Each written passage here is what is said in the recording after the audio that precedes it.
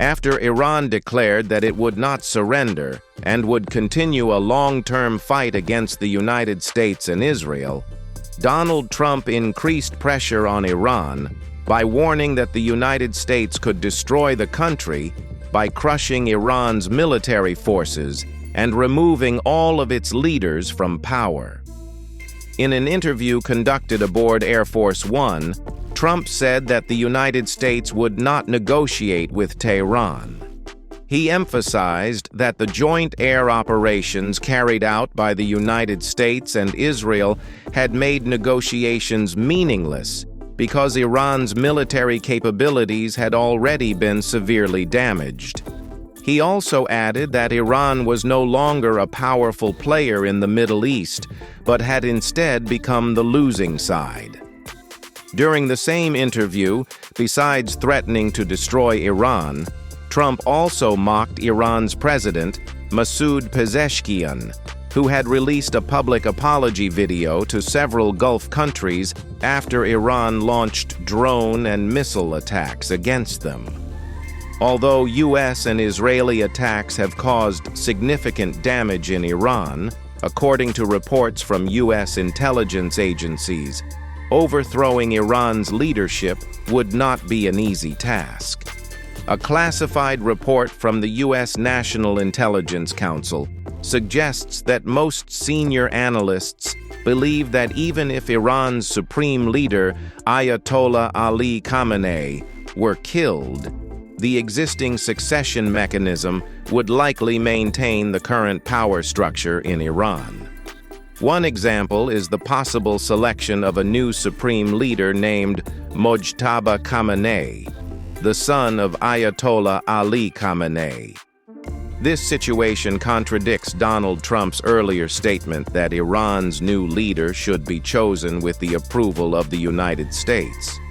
According to the same report, Iranian opposition groups would find it extremely difficult to take power, even with support from the United States. The new supreme leader of Iran, reportedly chosen on March 8, 2026, is Mojtaba Khamenei, the second son of Ayatollah Ali Khamenei, the former supreme leader who was reportedly killed on February 28, 2026, during attacks carried out by Israel and the United States. Mojtaba Khamenei, who is 56 years old, was elected by Iran's Assembly of Experts, which consists of 88 members. He received 59 votes of support. Due to the wartime situation, the vote was conducted online. After the news of Iran's new supreme leader spread worldwide, U.S. President Donald Trump warned that the United States could not accept the new Iranian leader because the selection of a new leader should have the approval of the United States. Otherwise, he claimed that Iran's new leader would not be able to hold power or survive for long. Even before Iran selected its new supreme leader, Trump had expressed his intention to be involved in choosing Iran's new leadership. He argued that only through such involvement could Iran and the United States become friends and end the war. Meanwhile, Israel reacted strongly to the selection of Iran's new leader, declaring that it would continue targeting and eliminating any Iranian leader who opposes Israel and the United States. In response to the statements from the United States and Israel, Iran's Foreign Minister Abbas Araghchi strongly protested, saying that choosing a new leader is an internal matter for Iran and that foreign countries have absolutely no role in it. International political analysts believe that Iran's decision to appoint Mojtaba Khamenei as the new supreme leader is a clear signal that the war is far from over and may continue for a long time. The transfer of power from father to son also suggests that anti-US and anti-Israel factions still firmly control power in Iran. This development may further delay any quick resolution to the conflict in the Middle East. As soon as the official news about the leadership succession in Iran was announced, global stock markets dropped sharply, while crude oil prices surged due to fears that disruptions to the global energy supply could last longer than expected. Another major development in the Iran war is that the United States is reportedly considering sending special forces into Iran to seize enriched uranium. According to a report by Bloomberg on March 9, 2026, President Donald Trump is evaluating options to deploy special forces to Iran in order to capture uranium that has been enriched to levels potentially capable of producing nuclear weapons. During the 12-day war in June 2025, the United States and Israel carried out attacks on Iran's nuclear infrastructure, including facilities used for storing and enriching uranium. However, despite those attacks, it is still unclear how much uranium Iran has been able to enrich during the past 9 months, and whether it has already reached the capability to produce nuclear weapons. Observers from the International Atomic Energy Agency, IAEA, based in Vienna, Austria, have noticed increased activity outside a tunnel entrance built by Iran into a mountain near the Isfahan nuclear facility. This activity suggests that Iran has not stopped enriching uranium, despite previous attacks by the United States and Israel.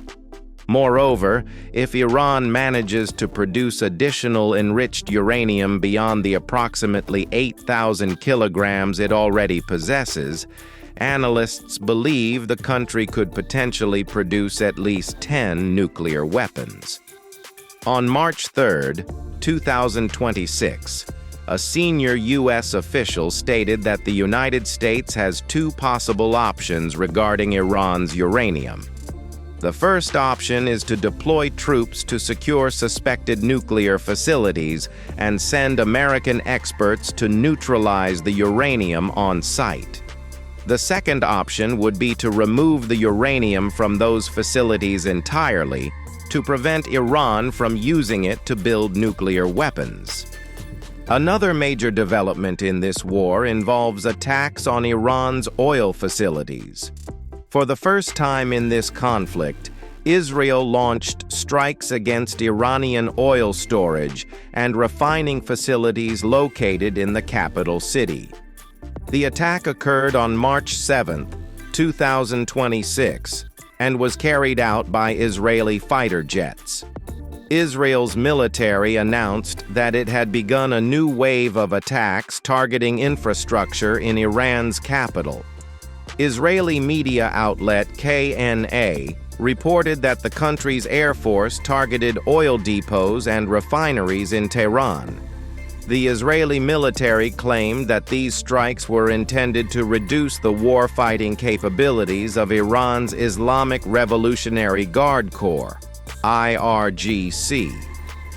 Following the attack, Iran issued strong warnings that it could retaliate by targeting oil facilities across the Middle East, which would significantly increase risks and push global oil prices even higher. Iran's decision to close the Strait of Hormuz has already caused global oil prices to surge dramatically. If Iran launches missile and drone attacks on oil facilities throughout the Middle East, oil prices could rise even further. Iran may indeed follow through on its threats, as causing severe damage to the global economy may be the only way it believes it can force the United States and Israel to withdraw from Iran. In an interview with CNN on March 9, 2026, Kamal Karazi, one of Iran's most influential foreign policy strategists, stated clearly that the door to negotiations is completely closed. He added that Iran no longer trusts Donald Trump and accused the U.S. president of being deceptive and unreliable, claiming that the United States attacked Iran while negotiations were still ongoing. Karazi further stated that Iran no longer trusts the United States and that creating a global economic crisis may be the only option left for Iran to force Washington to retreat. Thank you for watching, and please stay tuned for more updates on the war in Iran.